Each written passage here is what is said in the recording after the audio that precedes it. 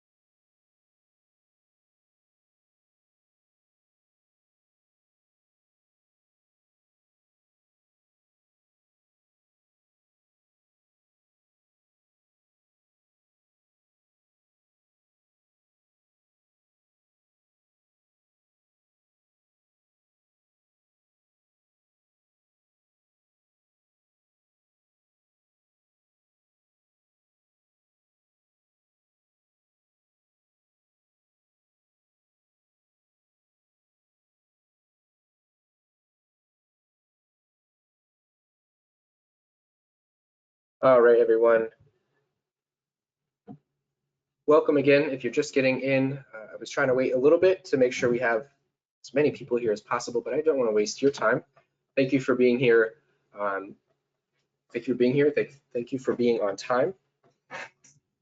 We are about to hop right into the domain to get into the supervisor session. If you wanted to, if you didn't hear this yet, you are more than welcome to log in to the training domain that we've been in all week. If you want to click along with me, if you would prefer to watch and take notes, that is also an option and entirely up to you. Feel free to choose whichever works. With this session, everyone, we're looking at supervisory functionality. So we're going to spend, we're going to spend some time in the service tab, really talking through this. We've seen it kind of at a glance, but we'll talk more about the service tab.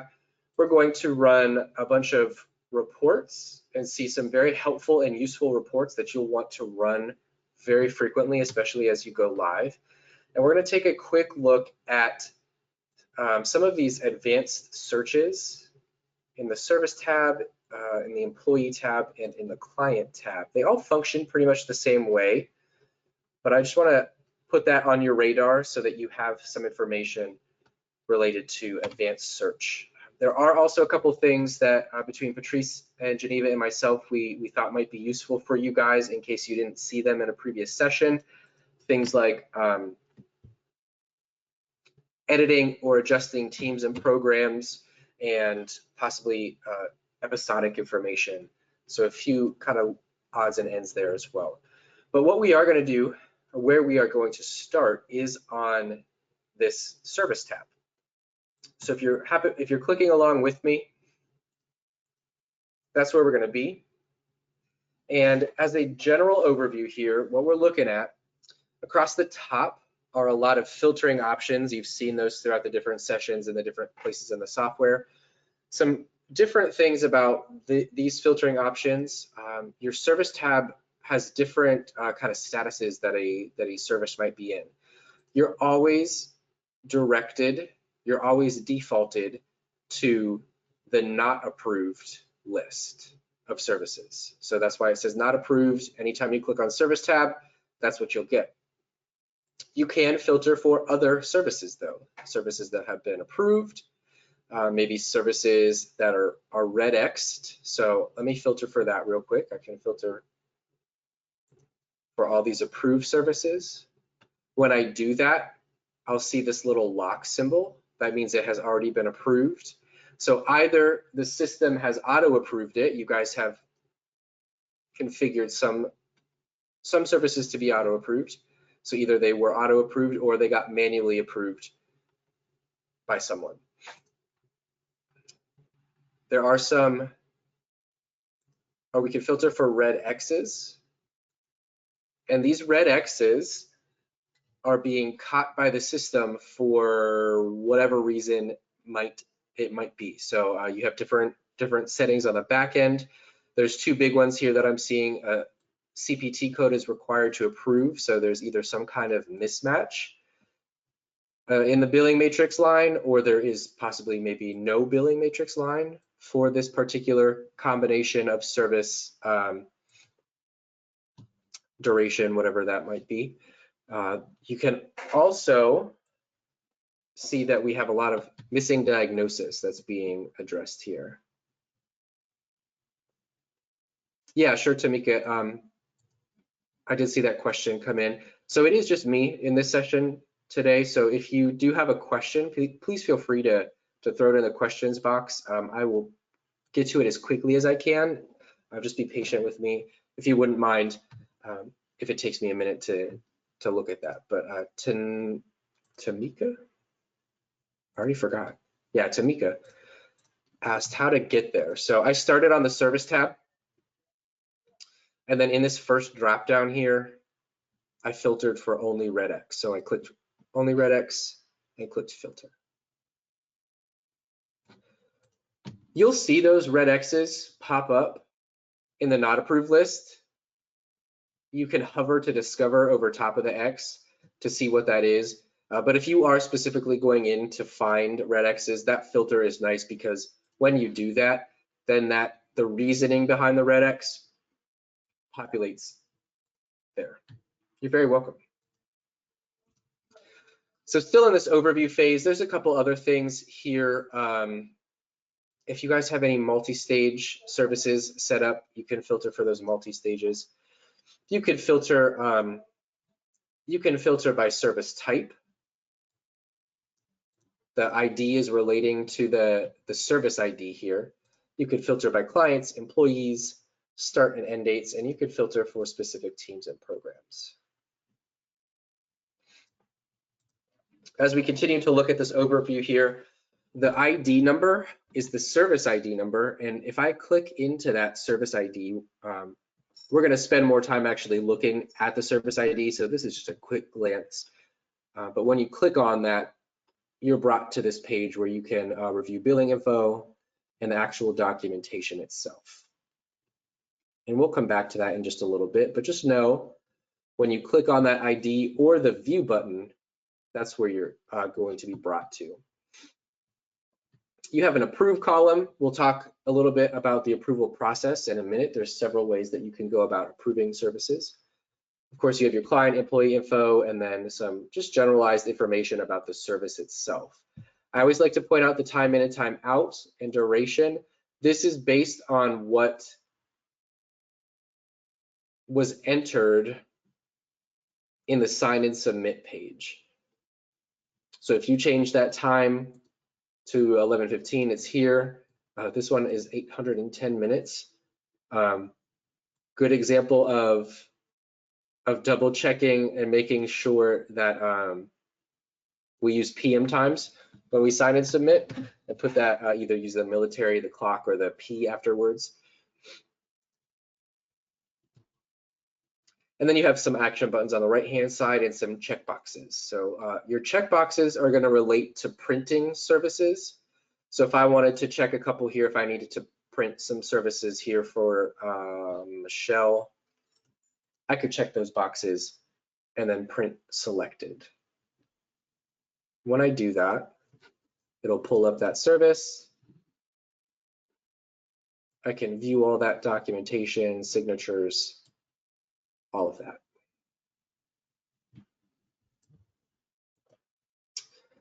I always caution with these all buttons, both the view all and the print all, because it will do exactly as says. It will pull in not just what's on this page, but it will try to pull in every single page of services when you click view all or print all. These checkboxes here only relate to the print selected function here. So just be careful. You know, you're not going to break anything, but it could just feasibly take a very long time to load all of those when you click that button. You also have the My Services. So if you are somebody, most of us in this session probably are, if our profile code allows us to see all services that have been completed, you might just want to see your own. So you could click that My Services button, and that can narrow it down.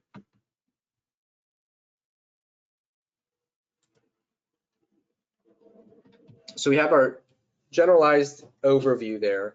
Let's really talk about the approval process. Like I mentioned before, you guys have configured or could feasibly still be in the process of configuring and discussing what services you would like to have auto approve versus what services will need to manually be approved. Any of those services that do need manual approval will stay here, and we pointed out this approve column. This is one way that you could approve a service. There's 3 of them that I'm going to go through. This first one is very quick but not thorough. So I can feasibly just click on these checkboxes, and at the very bottom, I could click, I'm going to save that one. I could click approve all checked, and that will approve those services and then throw them into that approved list. Like I mentioned, very quick, but we didn't actually review any documentation. So the second way that I always demonstrate is going into the service ID.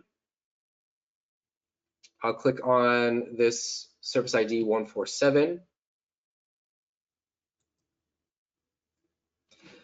And what that does is brings me into the service information page here.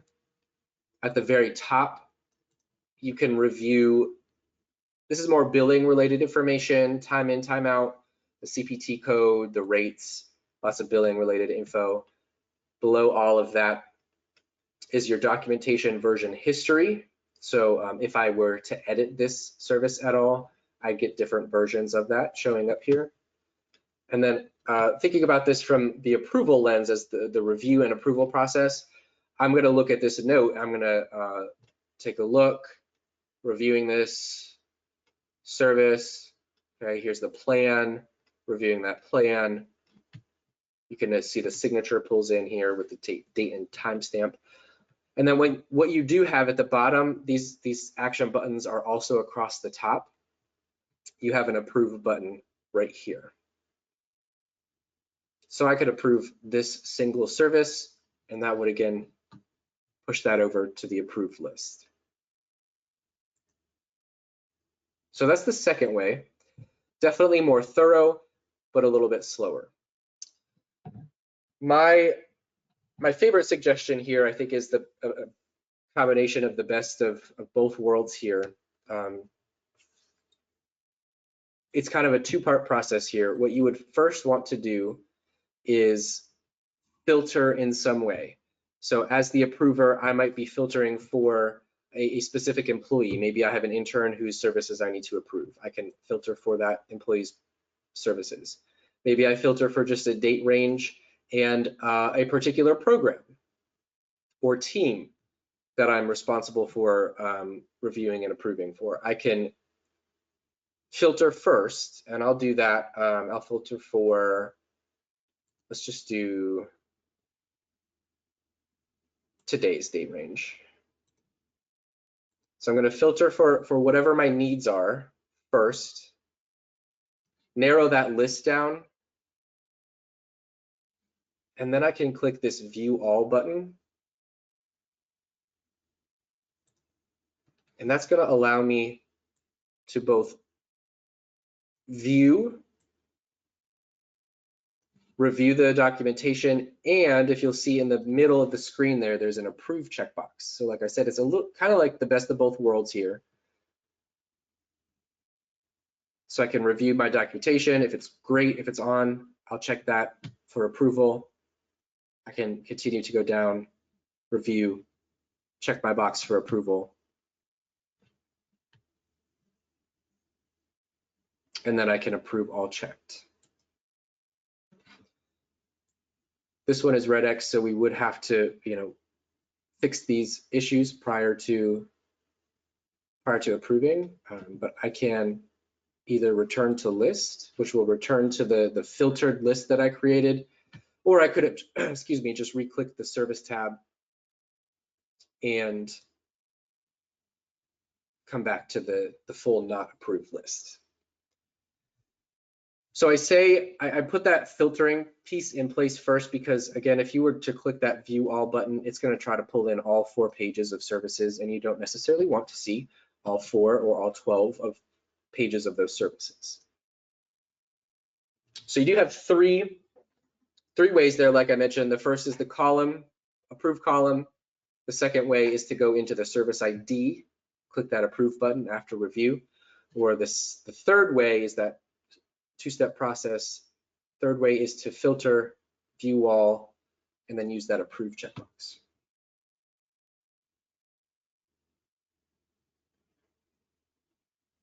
Do you guys have any questions about that approval process?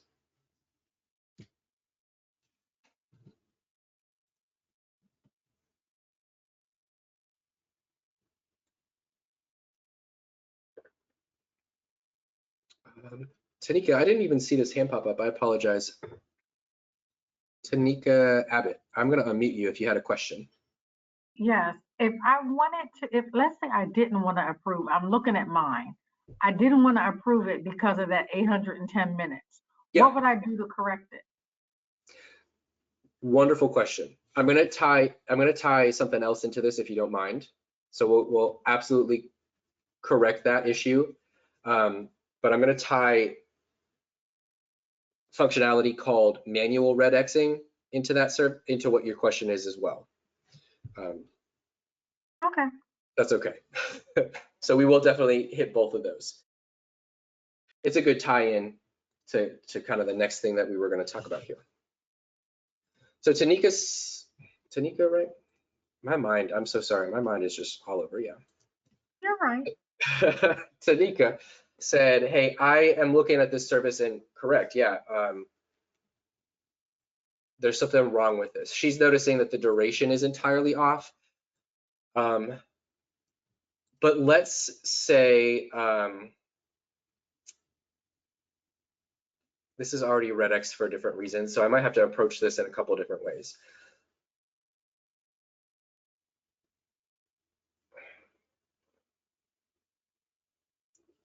Actually, Tanika, I didn't realize that this was red X for a missing diagnosis as well.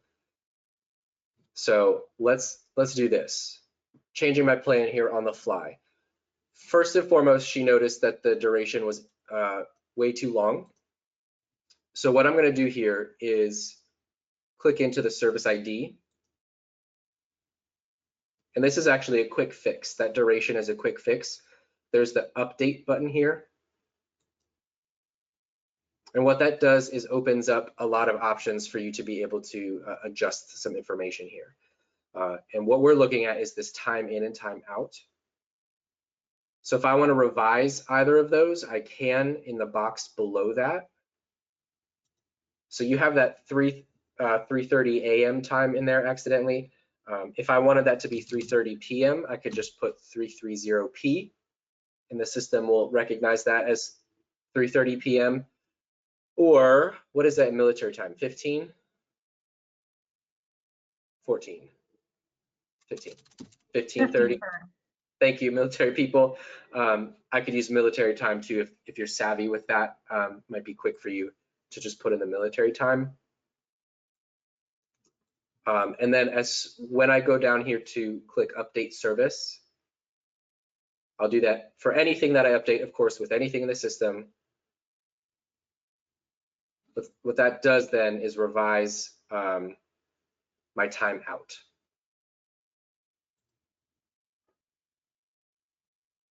And actually, that was from yesterday. So I missed a step in there, I apologize. It put the date in there, so now it's even longer. So let me do that one more time.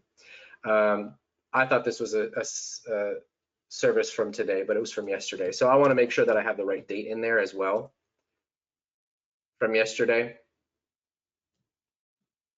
It will always, when you click into that box, it will always auto-populate with the date as today. So a good mistake to make there. I definitely did on purpose. So we'll update that again. And now we have that set to 90 minutes. So I apologize for that little mistake in there, but it is a quick, easy fix. We clicked into the service ID, clicked update, and just updated and revised that time out.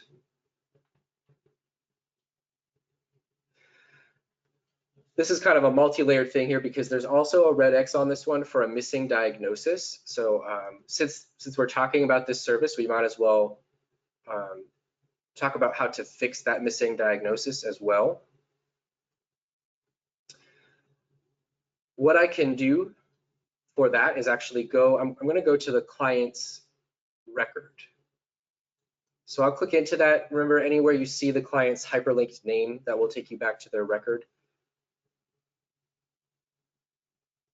So I can add a diagnosis here through the nav bar like we saw earlier.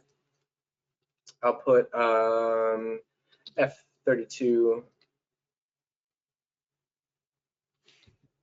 Yep. And just add this diagnosis. We saw all of this before. If we needed to, of course, add that information, we could. But just for this session, I'm going to save that. And now testing client has a diagnosis on file.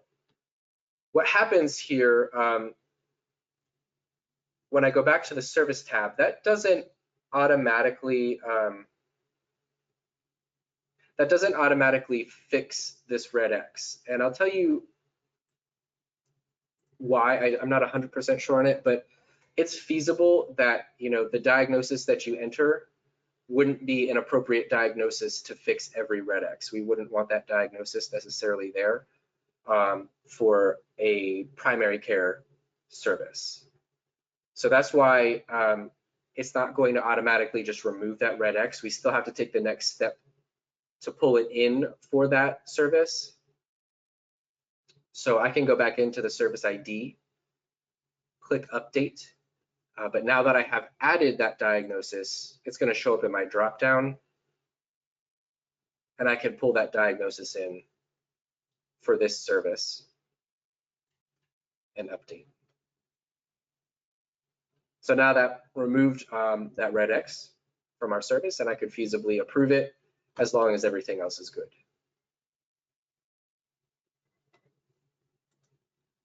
Did that answer your question and more, Tanika? Yes, thank you. Perfect, you are welcome. Now I am going to use, I'm still going to use your service again to highlight something else. Let's say that you're reviewing services. Actually, I got a question coming in here. Duong, I actually didn't click approve. I clicked update here to change that and pull that diagnosis in, and then clicked update service. If I wanted to approve it though, I would click approve. Reprocess is really more for when we have billing related issues, so that's going to be more for your billers. The reprocessing codes, there's some other reasons you might use that. So hopefully that answered that question. You're welcome. But if I am looking at a service, and there's not much here, so actually I might not use yours, Tanika. Let me go to one where I have an individual therapy. I'm gonna go to ID 139. Beautiful. So if I'm reviewing this service as somebody who needs to approve as an approver, I might be reviewing this service, looking at it, but I might find something in here that is incomplete or off or not up to standard, whatever that might be. So the system isn't catching it for any reason. It's not missing a diagnosis, it's not missing a CPT code, it's not missing something that the system is configured to catch, but you're noticing something as the approver or as the supervisor that wouldn't be an issue necessarily for billing, but could feasibly be maybe an auditing issue or just a standards issue that you would want to flag this note for. I can do that again through the update button. We're going to call this a manual red X. And I can check this box now to set that manual red X. Anytime you set a manual red X, you will want to put a note with it saying why it has been red X'd. Missing or incomplete documentation for SOAP note. Okay. Whatever that is, you'd want it to be succinct so that the person who gets this note then knows exactly what they need to come in and fix. Of course, with anything, we'll want to update and save it. And now this has been red X'd.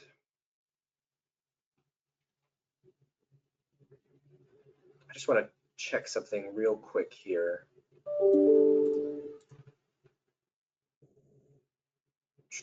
No, okay. So in this instance, what I would then want to do is communicate to the person who I just red X'd. So we need to let them know that we put a red X on their service. So right from this service, I can add a to-do item for that employee. I'll click that. I'm the person who created it, so if I'm pulling in as well, but if I needed to add this to Patrice's to-do list, maybe she's the one, I could, and it would send it to her to-do list. All this same stuff with our to-do items. I'll type C manual red X in here. Since I already typed the note, you could always retype Y, but since you already typed the reasoning in the red X note, I always just put C manual red X so you don't have to be redundant.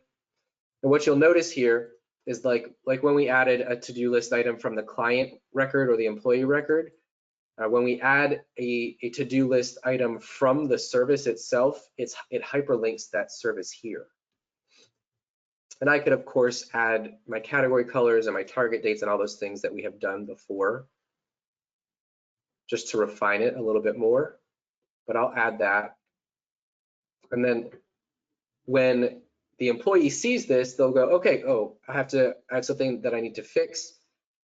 They can go into the service ID, takes them right here. They can hover over that red X and say, okay, got it. I gotta update my documentation and my SOAP note. And what's nice is that there's this edit full visit button here. So the employee then could go right into that visit, go to their SOAP note,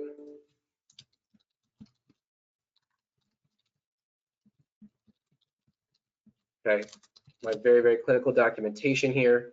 They would update and adjust, add more documentation. Okay. Do what they needed to do to bring this note up to standard. Now, when they complete this, instead of taking them to sign and submit, it's actually going to take them back to the service ID. And this is where you'll start seeing different version histories, and you'll be able to view those. Okay, and now my new documentation has been added. So in terms of the communication process back, it would be the same process for you guys. If you choose to use the add to do, maybe you choose to send an email or a message, whatever that might be. We always suggest using the to do item. I would send this back to my supervisor, red X updated. Okay. So the supervisor knows that they can come back in, they can review this service one more time. And this is a really, really important step that tends to be forgotten. So please make sure that if you do add manual red X's, you have to manually come back in and remove it through that update button and uncheck this box. If you don't, you're not going to be able to approve it. So it's a very, very important step that if you add the manual red X, you have to physically come back in and remove the manual red X. We do suggest to leave the red X note in place. That way it's just on the record. If you maybe have an employee who keeps getting the same manual red X notes, you could use that in some supervisory sessions if you needed to. So I'll update that to remove that red X, and then I can go ahead and approve the service.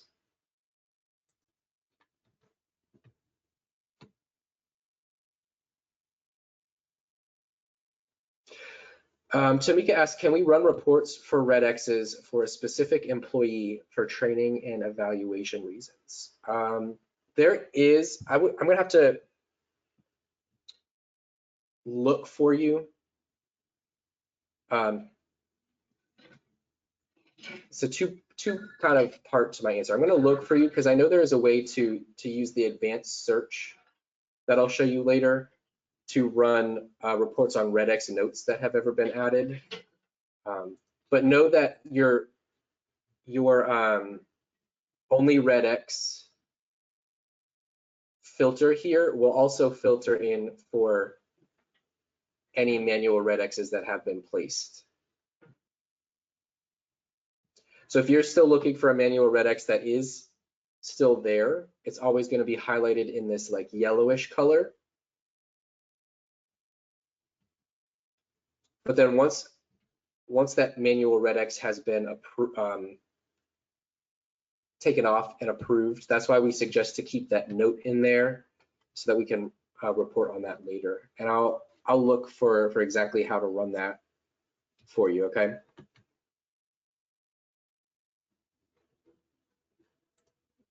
You're welcome. Any other questions regarding red X's?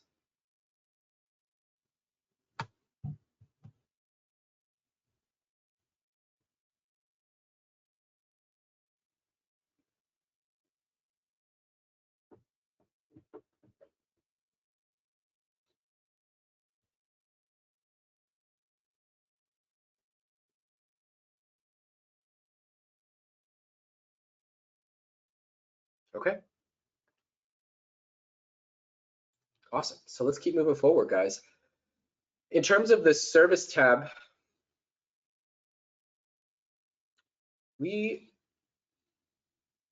kind of covered everything there. We got everything that we needed through that service list. Remember too that there is I'm just thinking about it now as I'm talking out loud. There is a service list for your clients too. So on any client's nav bar, I don't think he has anything. On any client's nav bar, there is that service list, and you can review services and search for services for individual clients through that list. Same functionality in terms of filtering, printing, viewing, approving, even from here.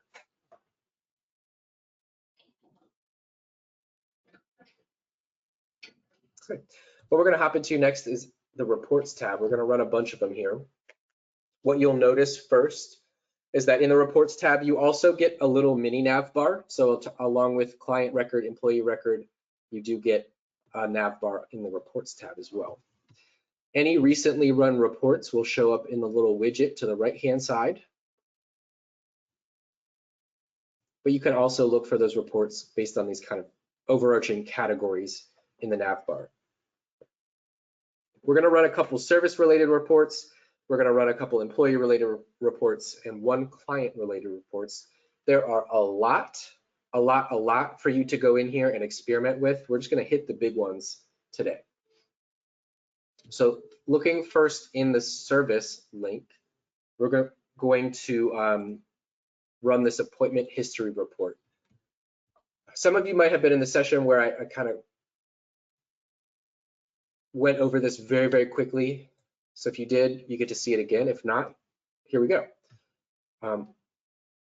With this appointment history report, with any of these what we call canned reports here, you have a lot of filtering options, but unfortunately you can't change necessarily what is here. So I can't change and put like a separate filter option. I can only use what's presented to me. That's why we call them canned reports, because you just kind of use it right out of the can. But with this appointment history, we could put start and end dates, and we always suggest to put your start date back to your go live date and the end date back at least a day. Because what we're going to run this for in this setting is appointments that are sitting in the scheduled status and in the arrived status. You could, of course, run this report for any other reason, for any of these other statuses. But in terms of the supervisory routine that we're looking at here, we want to pull in any services that got put on the schedule that never actually got started. And that's why we use those two statuses. I could continue to narrow down by program, by client team, all of our other options that we can see here, including billable and non-billable services, or all. Just for training, we're going to run this wide open though in those two statuses. And you can see we have 2 pages of appointments that are sitting in those 2 statuses we filtered for. At the top, if you needed to, you could refilter with the options that you have up here. I could always export. All of these pre-canned reports are exportable. At the bare minimum, they export into an Excel document. Some of them you'll find have more robust exporting options though, like PDFs, PowerPoints, different options for your different reports. But in terms of what you pull in for this one, you have client, program information, the service type. You can use these links here across the top to sort. If you wanted to sort by the status or sort by the employee. I think sorting by the employee is helpful because then you can look and see, okay, Dr. Pakikio has 2. I need to follow up with him and understand why. Haruka has a ton. Scott has a ton. We want to follow up with these because if this appointment should have been started and completed, we need that employee to then go do that so that it can go out for approval, so that it can get batched out, and so that it can get billed. You know, it's very possible that as you're starting a new system, a clinician actually had that face-to-face session, but forgot to click the begin service button. So that's one possibility. So either, you know, if that happened, we would need to get them to complete it so we can approve it and batch it and bill it, or we would need to get that discarded so that it's not sitting here causing confusion.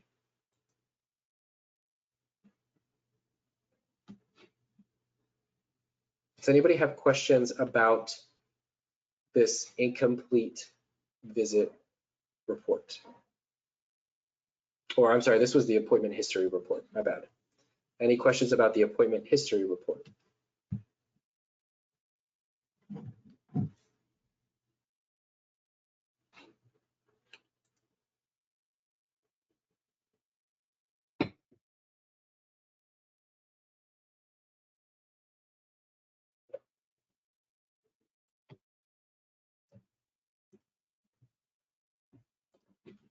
Okay, let's run another.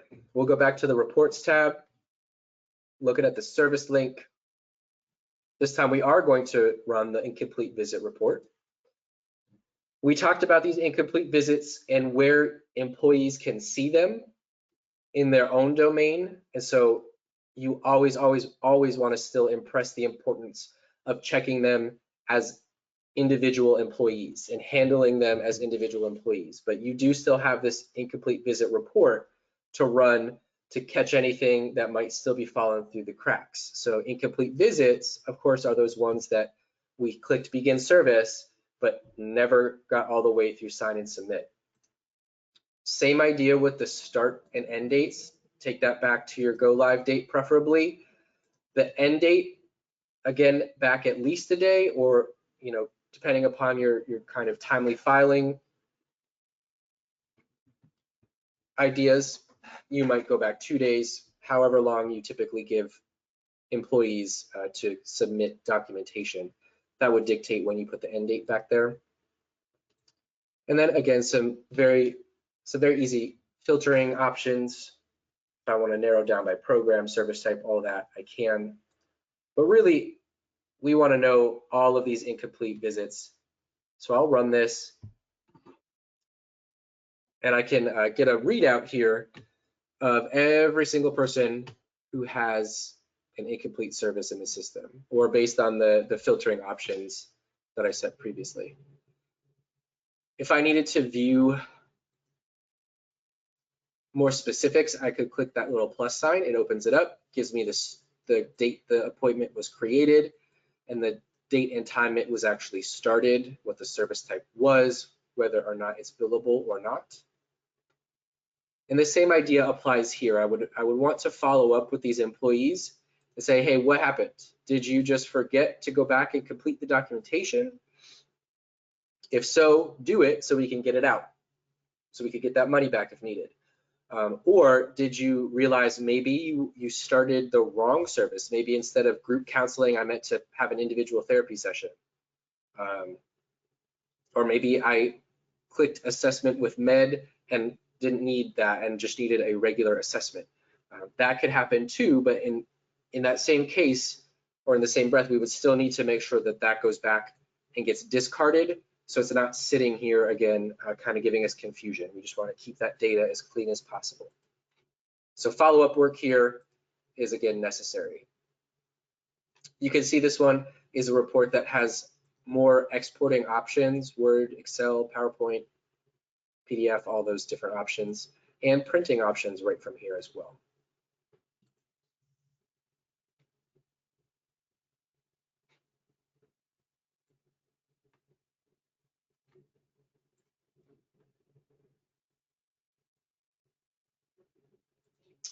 Duong asked a good question. What does the no matrix match mean? Where was that? That's referring to the billing matrix. So that means that for this service, there is no billing matrix match. So it's very possible, I think your billing matrix is probably still under construction. So that might be why this individual therapy is. But that's what that means. There's no billing matrix match for that billing matrix line. And the N just means that it's not billable. If it was a billable service and there was a matrix line for it, it would just say Y for yes. You're welcome.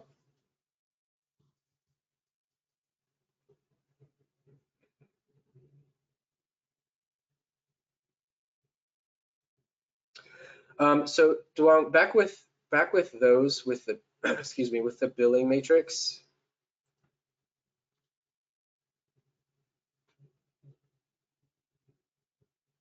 Give me one that just is. There's also missing a diagnosis.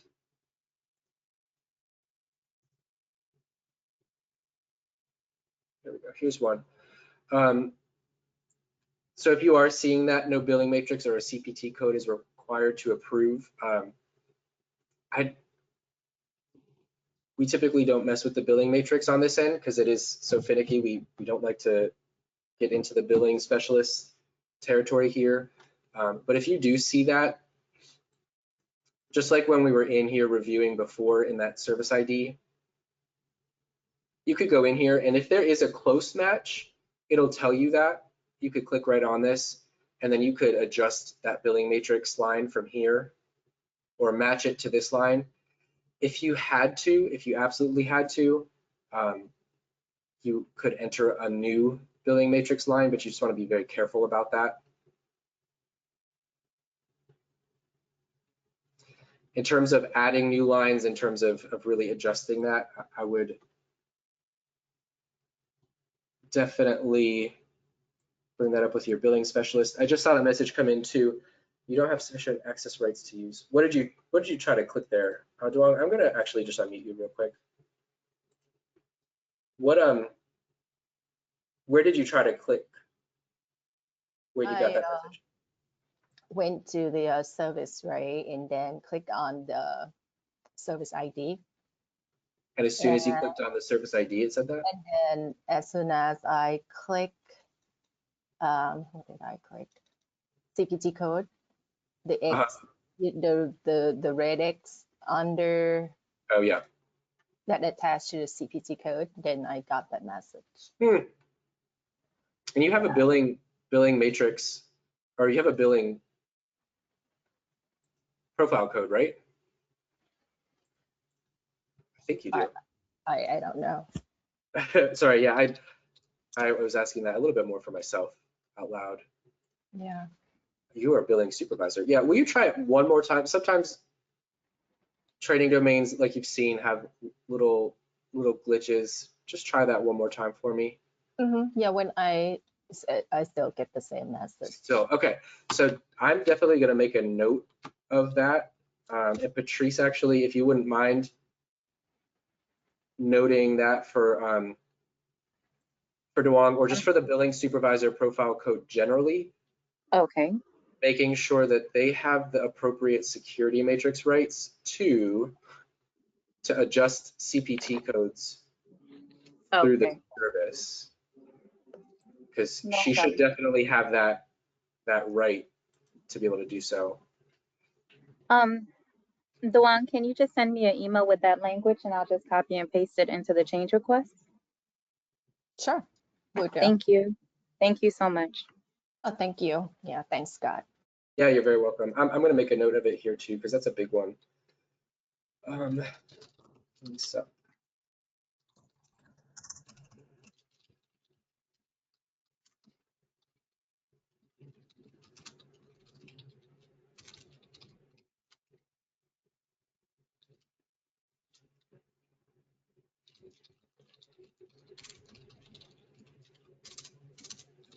Give me a second just to type this.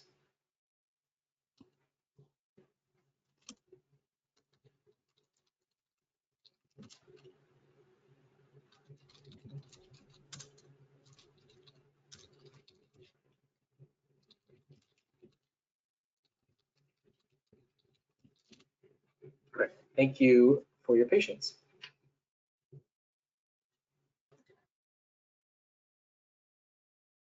Hey, Michelle, can you just expand? Can you just expand on that real quick? Yes, I was gonna say, as far as one of the things that we would both need, I know for Duong as well, I just want to make sure that as the billing supervisors, on there, we need to make sure that we can also have access to be able to change the diagnosis code. So I just wanted to make sure that's a big one as well, that Yep. we have to update. So we should be able to have access to change that as well. So I just wanted to make sure that that works as we're doing everything. Sure. Yeah, absolutely. I noted that down as well. I think Patrice, you noted that the other day too, but I have that in my follow-up notes here now too. Thanks, Yes, Michelle. sir. Perfect. Okay, back on this reports tab. Let me find my place again. We're going to run 2 employee-related reports here. And the first is this caseload report. This caseload report is helpful, especially if you are assigning primaries. So remember, within a client's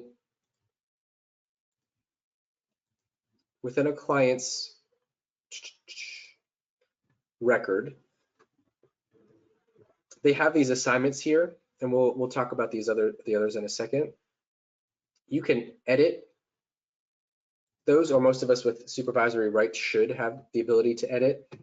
So you can assign and unassign single individuals as needed, but this is also where you can assign primary employees for this. So if Michelle has 2 or 3 or 4 employees that are assigned to her that she might see, then I can set those. I'm just going to do these top 4 just because they're here by clicking no and turning it to a yes. And so this is what I mean by assigning a primary.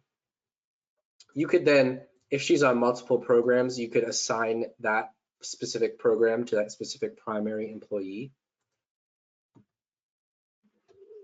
But just remember, when you assign a team, all of those employees are going to be assigned to them so that they have that viewing right. But if we only need those handful who have, primary, who is seeing this client primarily, we can set that and recognize that in the system. So this is what I'm talking about by the primary only dropdown. We always run this with that primary set to yes, because if we don't set this to a yes, this report is just going to pull in every single client for every team that employee is on. So if I want to see primaries for a specific employee, I could. If I wanted to see primaries for a specific program, et cetera, I could do that. I'm going to leave this wide open though, and run it. And I found some interesting data when I ran this before we started here. I think a couple people might have assigned every client as a primary client. Typically that doesn't happen. So we just want to be careful in our production domain that we don't have, or that we don't actually go through and assign every single person on the team that I have access to as a primary. I would only want to do that if, for example, here's, somebody has a shorter one here. If, for example, like, I think, is he a doctor, Dr. Belton? If you're not a doctor, you are today.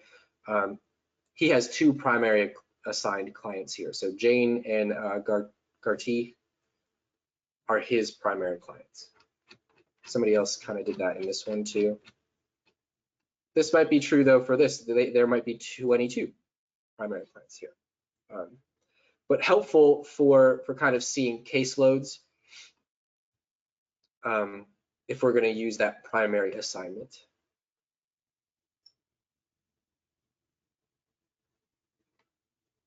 Any questions about that one?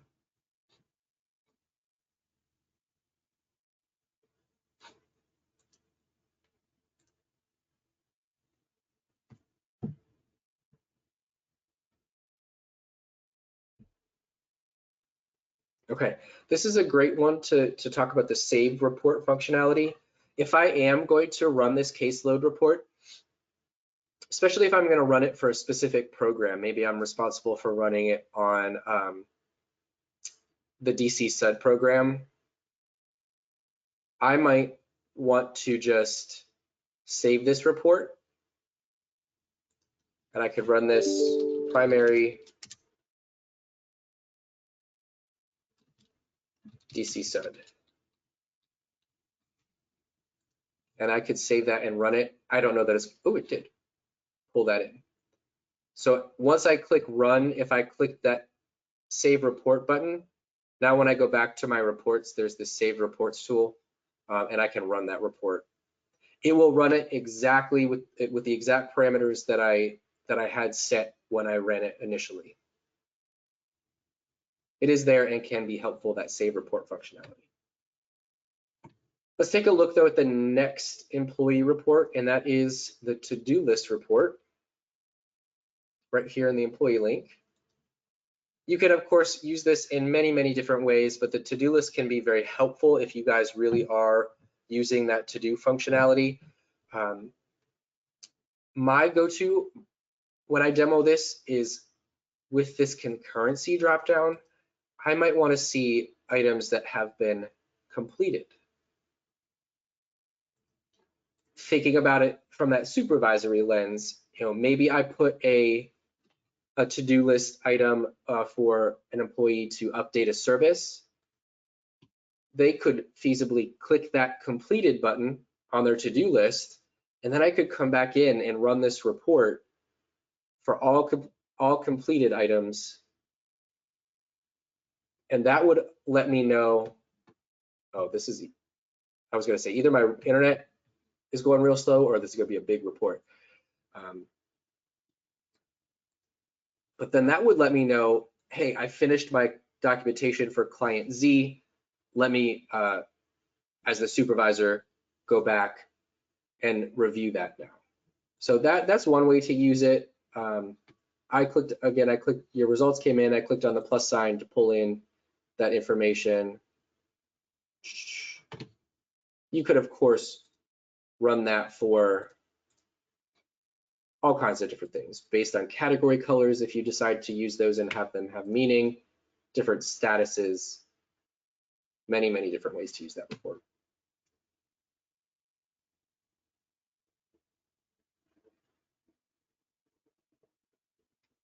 All right, let's take a look at this client report here.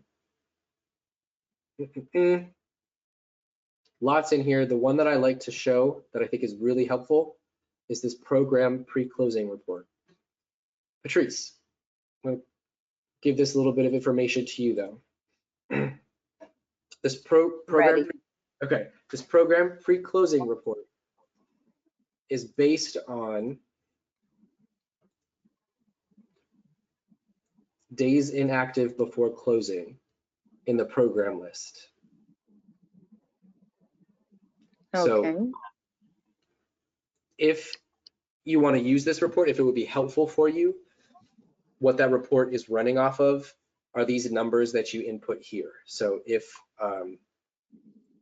I just put a random example in here, if 30 days is appropriate for this particular program, if you haven't seen a client after 30 days, that would be kind of our red flag, and that would be when we could start, when we could run this report and then possibly start going through the discharge process. Maybe it's an administrative discharge, or however you want to set that Oh, timeline. that's exactly what I was just gonna ask. Because I don't know if Valerie is here, but we were talking about the different types of discharges, Yeah, and some of them are no-show, not heard from discharges, the elopements. so this plays into that a little bit. What this, just so you know exactly what the functionality is though, this is based on the last service that was in the system. So it's not going to necessarily be based on whether or not it was a specific status. This is just saying, Okay. if let me just run the report real quick. What did I do think that? I understand. So if my visits are complete, but I've never been discharged, that report would pull me up because I haven't been discharged from the system. There you go. Yep. Let me run Okay. that and I'll show you here. So all of these people that pull in here, their last service date is greater than that number that I input here. So I haven't seen these clients in over 30, or I haven't had a service for them in the system in over that number of days that I entered. Okay, thank you. You're welcome. Where did you put that 30 in again? It is admin tab, building configuration,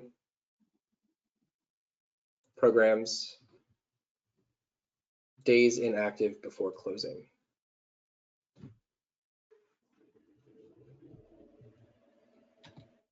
I think it's a great report. It could be very helpful. We just have to make sure that you set up on the back end for it.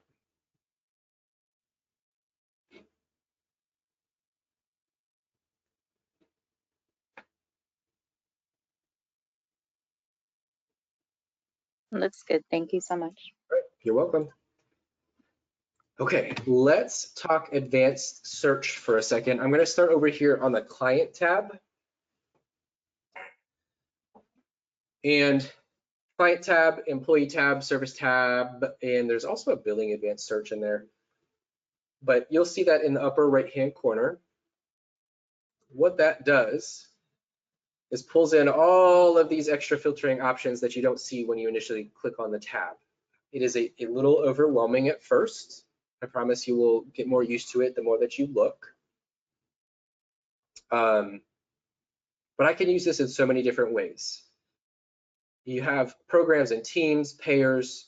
If I'm looking for clients with specific payers that I need to narrow things down by, I could do that. I can filter for diagnoses here.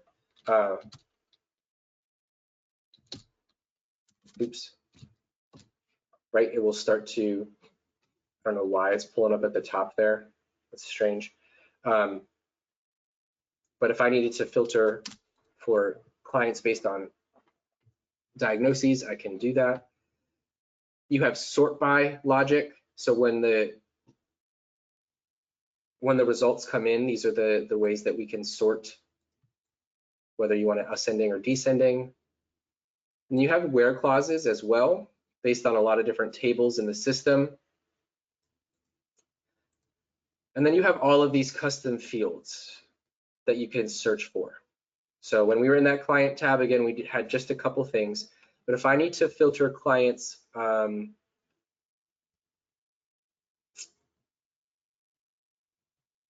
by age, maybe, I usually do this one. I'm going to pull in, I'm going to Control F on my keyboard and look for age. There we go. Age and date of birth. Let's say you need to have a count of clients who are minors, who are under the age of 18. So I could pull in these custom fields. So then that will pull in their actual age and date of birth. And then this where clause is what's going to help me here. This is what I'm actually filtering for. I'm filtering for their age, where it's less than 18. Or I've had this, like, I had an agency one time need that like 17 to 18 range to make sure that they have the right paperwork in place. You could do that where they're greater than 17 but less than 18. You could hit those ages in there. Lots of different ways you can use those where clauses. And then if I want that to sort by age, I can have it sort by age as well.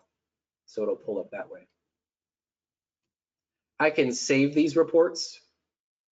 So if I wanted to do this, you do have one that's saved in here already. If I wanted to save it, I could name it. If I wanted everybody to see it, there's this global view.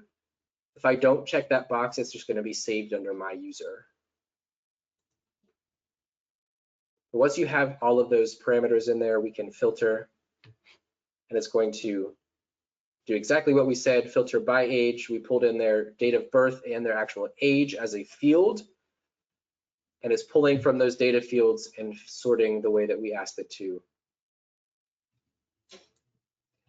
That's one way that we can use that report. All kinds of other ways, again, with your custom fields, with your where clauses, pulling from different tables to be able to report.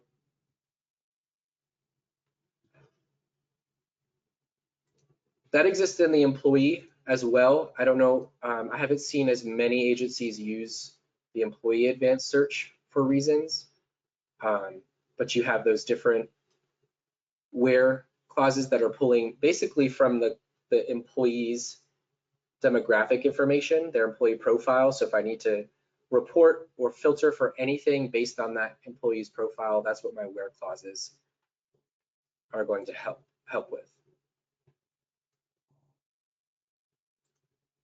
And then we have that in the service list as well, or the service tab.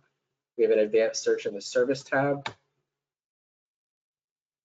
different service types, billing groups, lots of billing related advanced searching that we could do. Custom fields here.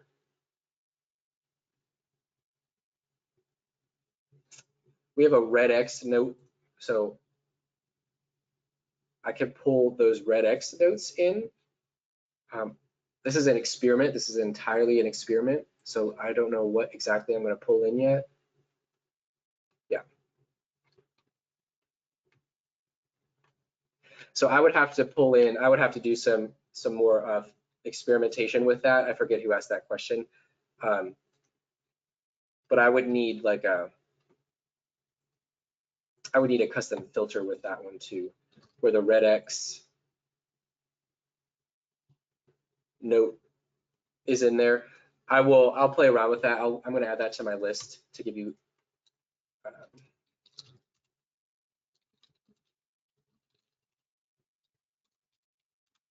some follow-up with. But you can see, of course, we have many different options to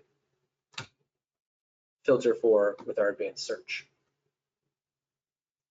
Do you guys have any questions? That's a quick overview of those. It really takes a lot of kind of playing around with to get comfortable and to know fully what you have the capability to filter for. Just realize that pretty much for any data field, you'll be able to pull in and filter and search for those. But any questions about those?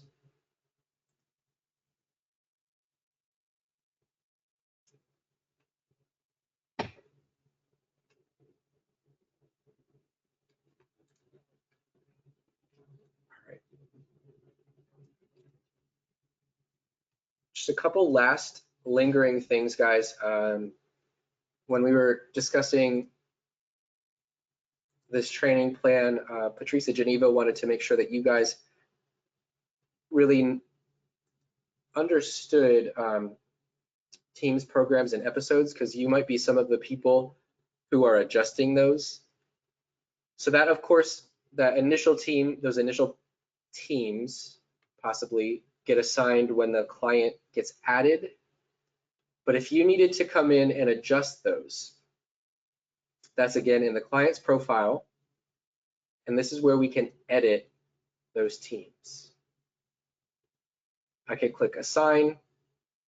Maybe Michelle now needs to be on DC SED. And you also have the unassignment process. Just know that with the unassignment, you do have to input a reason for that unassignment.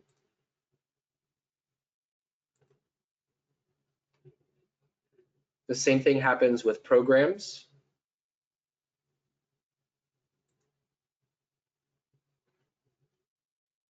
If I needed to unassign, same thing, I'll have to input that reasoning here.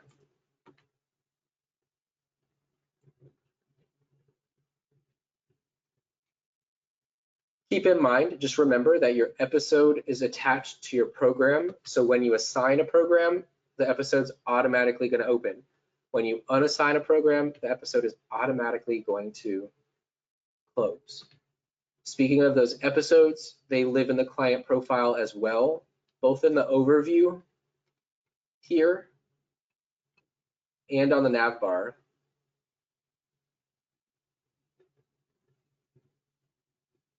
If I needed to if I'm responsible at any point for updating this information, I can click this update button for things like the actual admission date. I might need to bring that in and say that she was actually admitted at, what time is it? 3:15 p.m. Same thing with discharge dates, any of that other episodic information you might need to update or be responsible for, that all lives in here.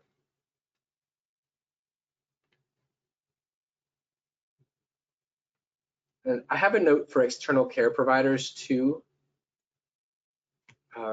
But with those external care providers, you guys are still discussing this, but remember that if anybody is responsible for that with the appropriate security matrix rights, you will see this bottom half, and this is where you can actually add a provider into the dropdown.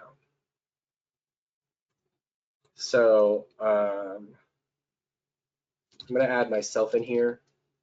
This first field is what actually shows up in the provider list. The name is the name that shows up here.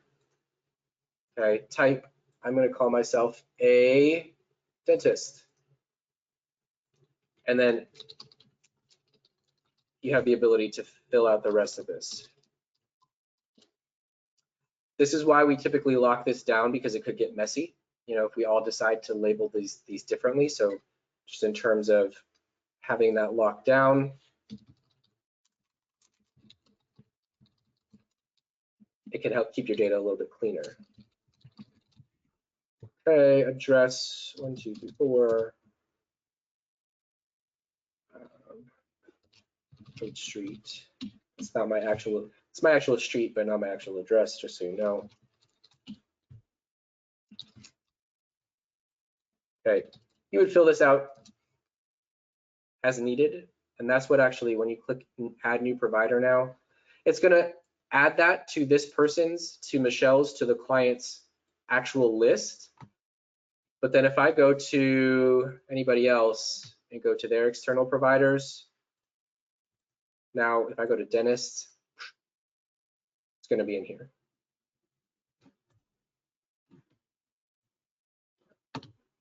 Okay. Patrice, you asked a great question. Would you mind,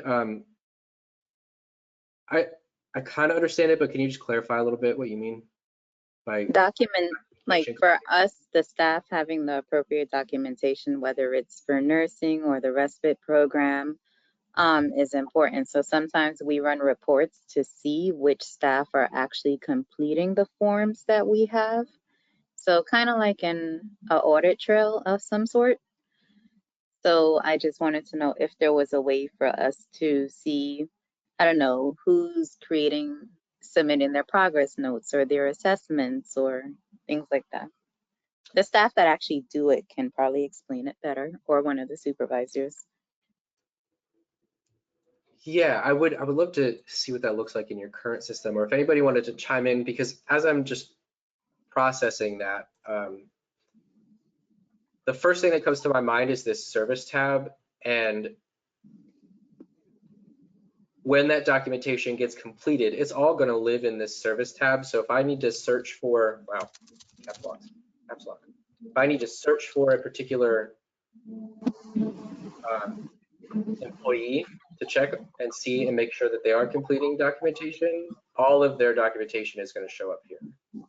Or if I choose all, it will all show up here. Okay. Okay, so that's for a, is that kind of close? Am I on the right track? Considering nobody is chiming in, I'm gonna say yes. Answer the question Yeah, for please me. let me know. I'm just thinking functionality. I don't necessarily always know. No problem. Sorry. So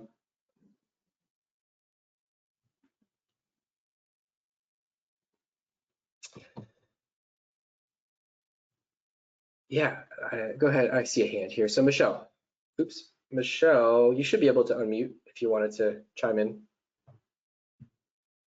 Just a quick question, really quick, because we're trying to figure out something on the back end. Can you please go over how you changed the CPT code again from clicking on the CPT code? Because it's just some confusion that I have by doing it from the version that we have. We can't do that. So I wanted to know if it's something different in this one, because it should be connected to the service type that you put in that fixes the CPT code, and you can't just click on the CPT code and change it.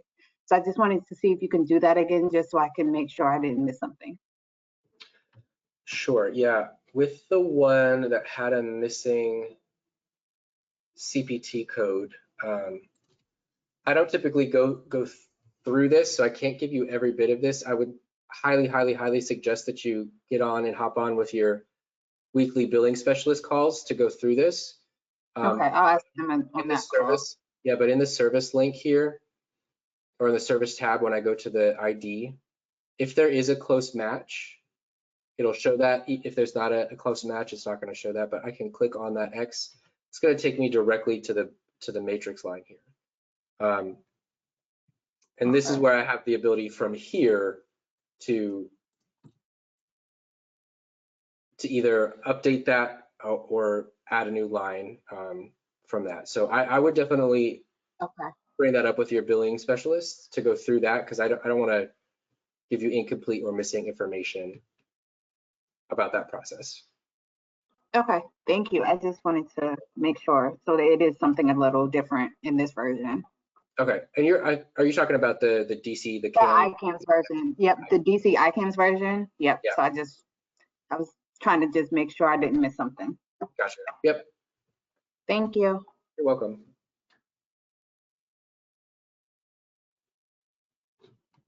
Okay.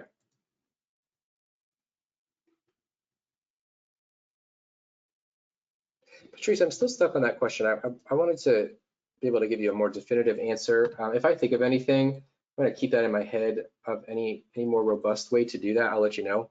Okay. If you guys I can ask someone, because she's our data manager, so she's the senior data manager, so she's a guru of running reports. Okay. Crystal, if you could help me ask my question better, please.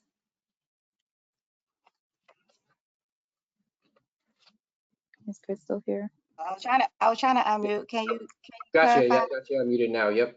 Yeah, I was So trying. like, you know how we're doing the DCD, the DCIDD program, and the nurses have to fill out reports, and we're Right. able to run a report to see if they're filling out the report. Right. So that's what I was trying to ask, like if Credible has a way to do that, but I don't think I'm articulating correctly.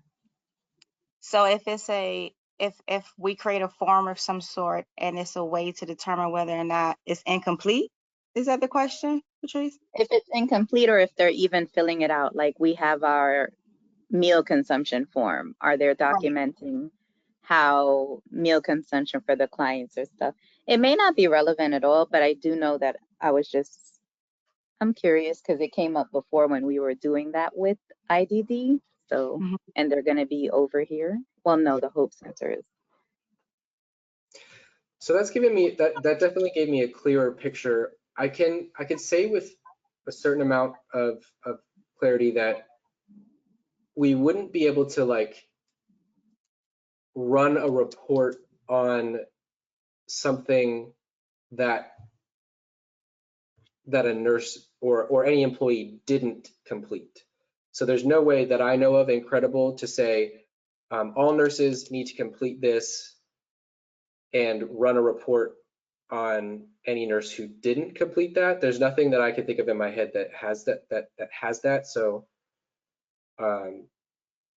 that's kind of part of that answer. The other thing though, Crystal, that you brought up in terms of actually completing the service, like while we can't necessarily put a hard stop on or an alert on somebody who didn't do that service, if you had questions that needed to be filled out, then those questions could, of course, be configured to always be required. So they would never be able to submit that form until they answer every single required question in that form. Right, and if we have as a requirement like a signature, then we can run reports to know about the absence of signatures, right? Because that's an easy report that we can run, correct? If we make signatures, signing of documentation mandatory, like we can run a report to see what forms have an absence of signatures once they're completed, or no? So that's a It's too good much of question. a weed. That's a good question, actually. I've never had anybody ask if you can require a signature. I know signature blocks can be configured in a form, but I've never had anybody ask if a signature block could actually be required. So I'm gonna note that. In terms of reporting, I know that there's nothing that I know of in the reporting world that's based on signatures in the system. But let me double check on the ability to require a signature in a form. Thank you. You're And welcome. thank you, Patrice, for opening this can of worms. Patrice asked the good questions. That's why she get paid the big bucks. Of course. I was so nervous. I was like, I'm asking a Crystal question. I'm gonna mess this up. That's why when he came back, I was like, okay, Crystal, help me. Yeah, definitely keep. I hope I gave you a little bit of clarity. I'm sorry that I can't give you too much more on that. If keep that question kind of ruminating and bring it up to your config people too and see if sometimes they have crazy workarounds because they work in the back end so much. They could be like, oh yeah, if we do this and this and this, we can make it work for you. So just keep that to the forefront. But guys, we have 5 minutes left in our scheduled time here. So with that, does anybody have any lingering thoughts, any lingering questions, anything you want to see again? You got me for now 4 whole minutes. And then This we is that part part ways. at the wedding, guys, where you speak now or forever hold your peace. Mm-hmm.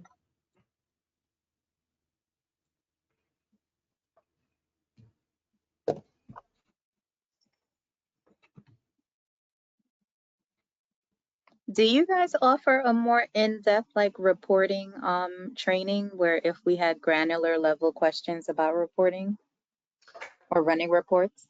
Or do we have an LMS module for that? There are some in the EHR admin training. Whoever you send to that, I know they have a much more robust reporting training in the EHR. So I don't know if you've decided who's going to go to that yet, but those people will definitely get much more in-depth reporting training. Got it. Thank you. And I know there are a couple great. Let me look in here. Not the portal. I know there are a couple great reporting.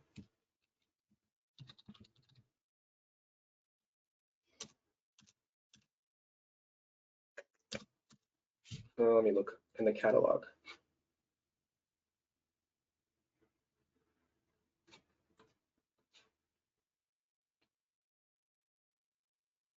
I've seen them, but I never actually report.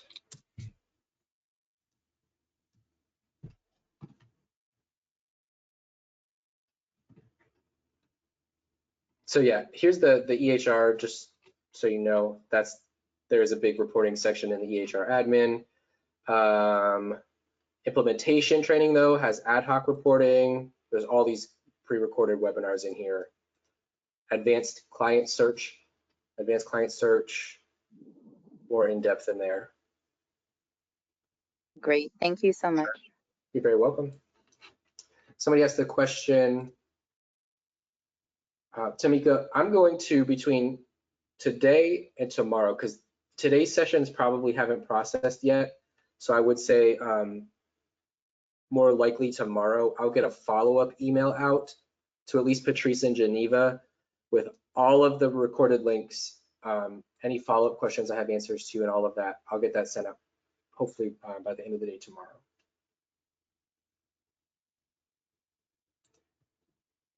All right, everyone, I'm going to turn my camera on for just a minute just to say goodbye. My email is scott.shuttleworth@qualifax.com. And while I know you have your implementation managers, you have your config people, all kinds of great resources, don't hesitate to send an email out to me at any point, asking any kind of question that you might need to ask. If I don't have the answer, I promise I'll find the answer for you. We have a great team here. So it's been such a pleasure getting to work with all of you and getting to know you all a little bit more. So I hope you have a great go live, a great evening, a great weekend, all of the above. And don't forget about that training survey if you wouldn't mind. So feel free to log out and have a wonderful day. Thank you so much. These last 3 days have been amazing. We've learned a lot. It's a lot. It's a lot. And I'm sure you're all going to be celebrating here in approximately 30 seconds. But No, they're going to get back to work on the things that they couldn't do. Thank you so much. You're Have a welcome. great evening. You too. See y'all.